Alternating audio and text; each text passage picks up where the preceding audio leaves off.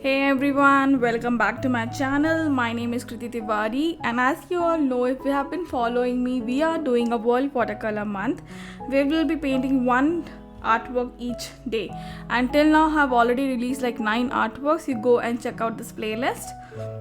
And for today's one, for the 10th one, I have chosen like a forest scene. Okay, so we'll just wet our paper. So we'll start by wetting our paper.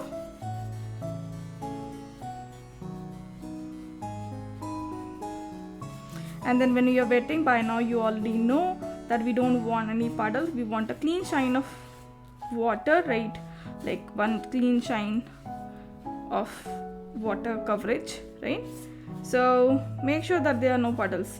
If you are new here and you haven't seen any of my previous classes and you are not familiar with watercolor basics, go ahead and check out all the tutorials on watercolor basics and watercolor techniques in my subsequent playlist called as Watercolor Basics and Friday Tutorials, right? You will also learn about the brushwork and everything. Okay, so now my paper is completely wet. I will start by putting out some colors in the middle. So we'll be starting with putting some lemon yellows onto the middle ground. Okay.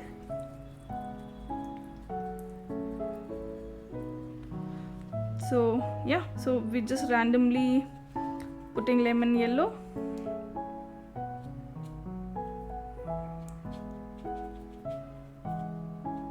So do not worry about the materials, like if you don't know, it's all in the description box, so maybe you just want to have a look at it. Okay, you'll get the idea. And yeah, I am very good. If you are based out of India, it's very good and okay to start with basic sets of like Cameron or Faber-Castell watercolors, but then make sure that you're using student we are getting artist grade and not the student grade one. Student grade ones are like a bit chalky, so that's not we want. Okay, so once you're done with lemon yellow, add some random places. So maybe you can give some strokes like this, like a dab moment, right?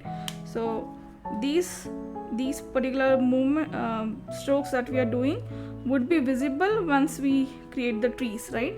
So these all would be visible once the trees are done. So they'll keep popping from random places. They look like leaves on the trees.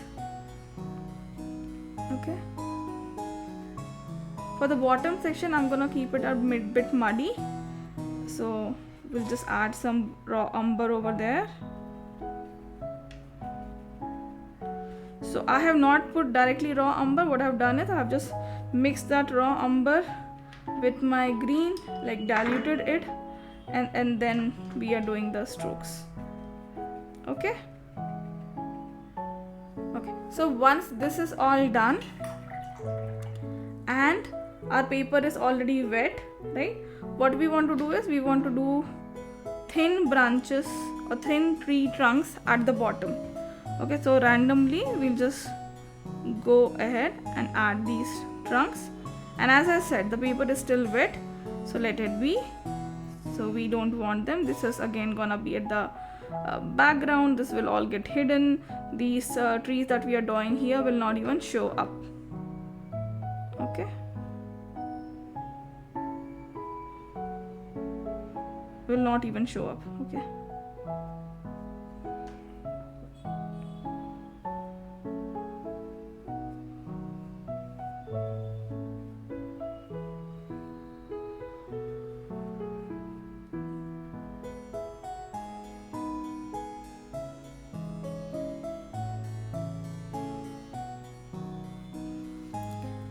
Okay, so this first layer is done, and now we want to dry this paper before we go ahead and do our next layer.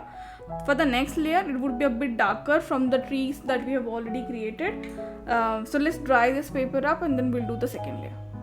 Okay, so I have dried my paper, but it is not like completely dried. It is again a semi-dry state, and we'll go ahead and then add some branches. But then I'm thinking before we add some branches, I want to do like some strokes of this red color, like green color, the trees, right? Some leaves to maybe show up from the top. And then this time what we are doing is we are doing dry on wet on dry. So the paper is dry and the paint that we are taking is a bit wet, not completely but slightly, right? So yeah. Now what happens when I do these strokes, right? It's gonna show up. And I'm doing this so that up and down, up and down, up and down, right? So I'm just touching, I'm not doing anything else.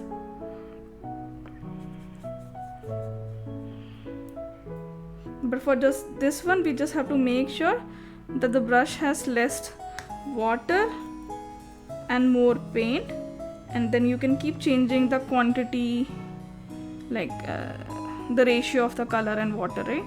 So it can be mix and match.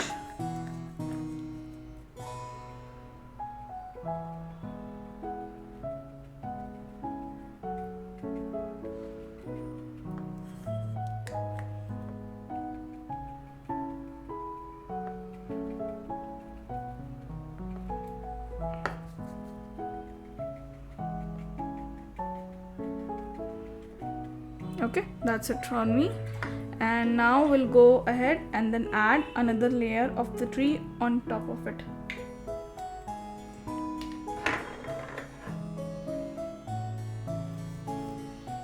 So now I'm doing again burnt sienna. Okay, so I'll also show you what you can do. So we can do like and then there would be two trees at the last which I want to make prominent, right? But before that there would be some trees which are like not so prominent but they are still in the back. So for example, this one is what I made, and then I'm gonna drop some ultramarine in there like randomly. Okay, so if you know, if I drop this ultramarine blue with burnt sienna, it's gonna mix and then create like a natural black for me, right? Okay.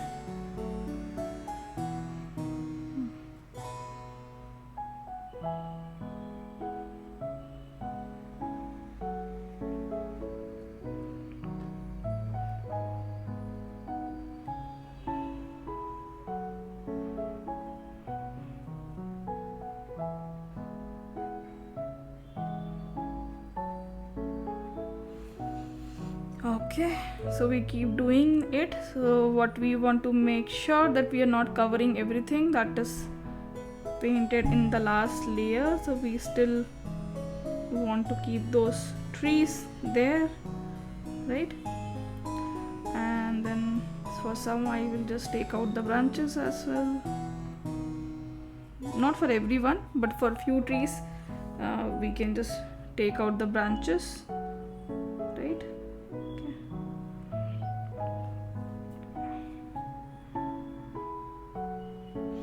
So if you observe, we play with layering and believe it or not, the underpainting that we do, right? So for example, when we started with that lemon green, that is what is gonna add the denseness to the forest that we are looking at. Okay, so it is very important. And now I'm gonna just make one last tree which is of a slightly different shape as well. Okay, so this is what we are doing. And I'm gonna just add something on top of it. Okay, and then I'm just take out branches.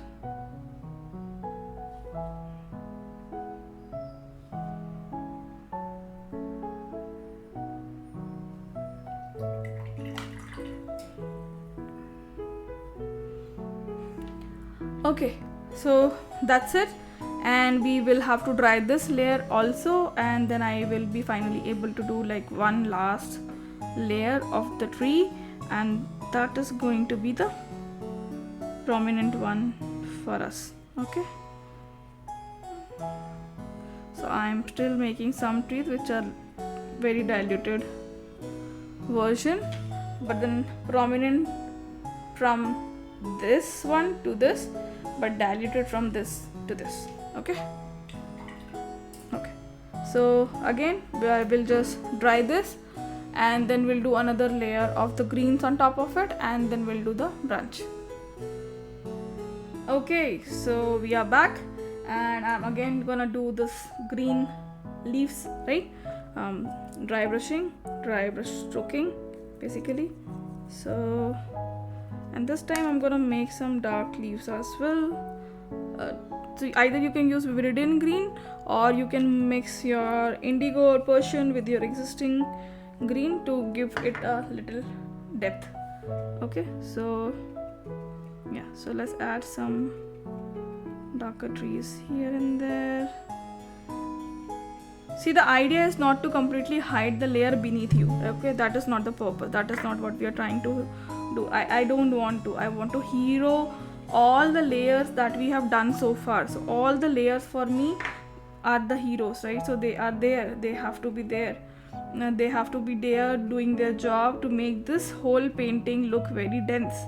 So if I remove anything in the process, I'm basically eliminating the whole look and feel that we are trying to create, right? And I'm just going and then doing dry brushing, so just giving the feeling. There are a lot of leaves in all those area, and now you see how much I'm like dabbing my brush, right? Okay.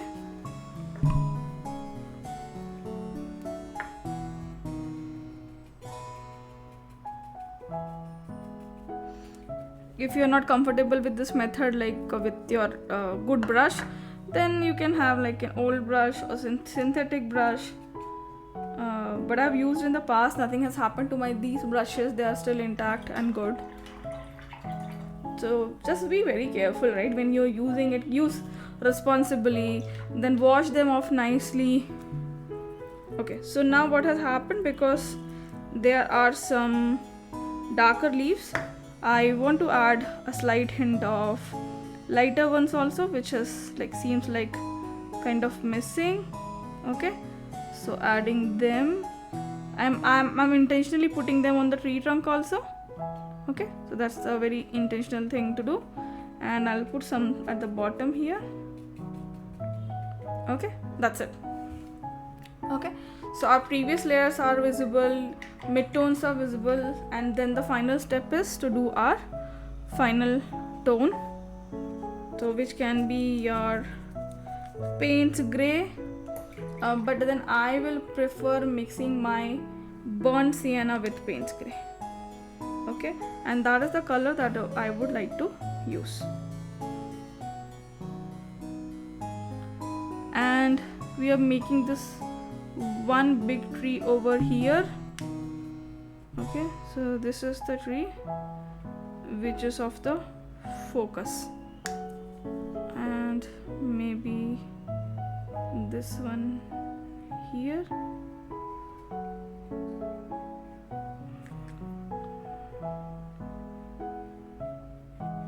Okay, so I made them little slanted. So yeah, so there are the trees that are on focus, and then I'm now drawing some branches coming out of them.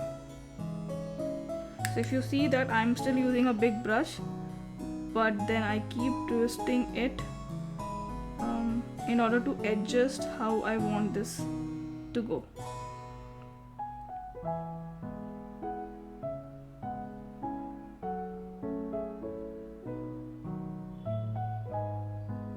So I am a person who strongly believes that if your core concepts are strong, right? So if you know your basics are very strong, then doesn't matter what colors you are using, what brush you are using, right? You would still be able to make it. And a lot of people believe that YouTube is not a good source for learning, and I really want to change people's assumptions about it.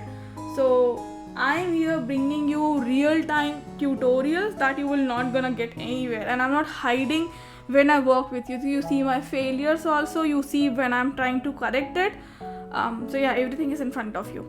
Okay, so this is what I have done. So it's a dense forest. Now I have like made them too slant.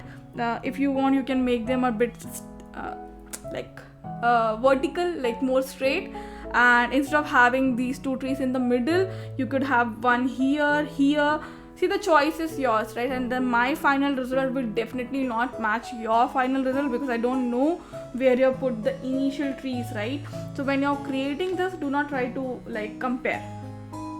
Okay, so do not try to compare. Now what I'm doing is I'm just lifting some colors from here. Okay, I'm lifting some colors from here, and we want to show this area like the light is coming through this area. Okay, so what I'm gonna do is I will start the lifting process. Once I lift, I follow the process. So you lift, okay, you dip your brush in water, then you lift again. Okay, I'm gonna change the brush. So lifting, dabbing, then lifting, dabbing, washing my brush. So we keep doing this. Okay, so we're just trying to show that glow. Okay, in the end we'll see if we really wanted to add like a yellow or orange shade to it. So we'll see if we want to really add it or not. We'll decide it once we reach there. For this particular thing, the another thing would be good is if you have your tissue paper handy in your hand, if you don't have a cloth handy, right?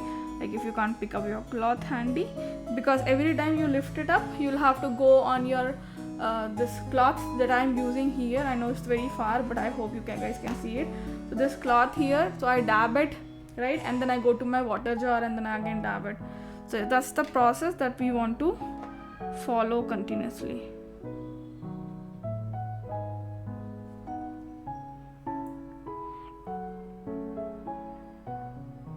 Also, a lot of people have this notion that mistakes in watercolor can't be corrected, but I don't believe it. It's just that once you realize a mistake and you try to correct it at a very correct point, I think it still can be done by overlaying some colors, by lifting colors, but then also depends upon your paper, right? How good and bad is your paper.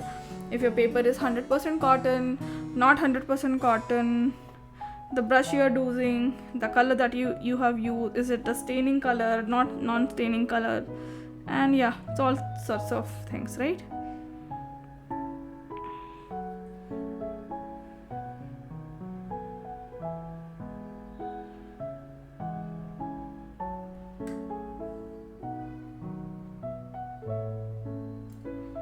Okay, so I keep doing this, I keep lifting,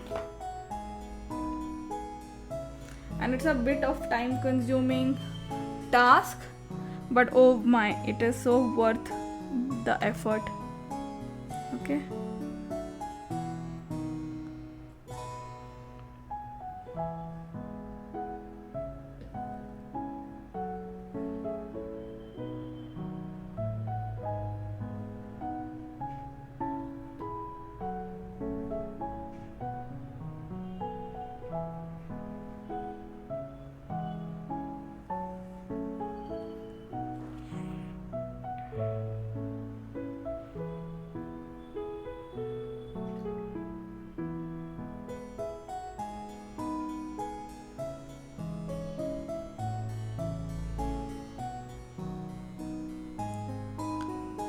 Okay,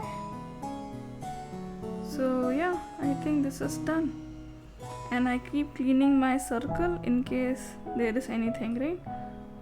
So you can go over one ray multiple times if you think it is not very clean, so you can keep cleaning it.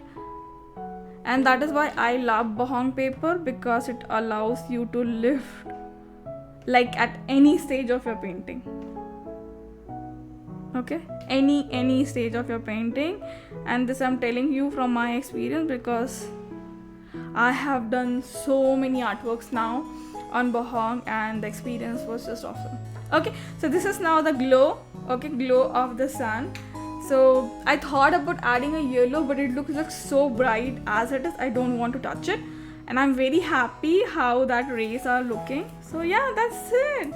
Wow, wonderful, right guys? So we have already completed like 10 days, and I'm super happy. Wow, I'm happy that whatever I have committed, I'm able to deliver it to you guys. So help me if you really like the work that I'm doing. So support me by helping me spread this creativity across. So like, share, comment. The more you like, comment, and then see these videos, they will reach to more audience, right? So yeah, go ahead and let me know if there is any other subject that you would like to learn. I'll be very happy in considering those subjects of your choice, right? So let me know if you would like to learn something else. I was thinking about maybe in a week 4 we'll add some florals to the list, right? So but we'll see how it goes. Currently I'm very happy in delivering all of these. So stay tuned guys for the next tutorial. We're gonna have a break for 2 days and we'll meet up on Monday again. So till then, bye bye, happy painting.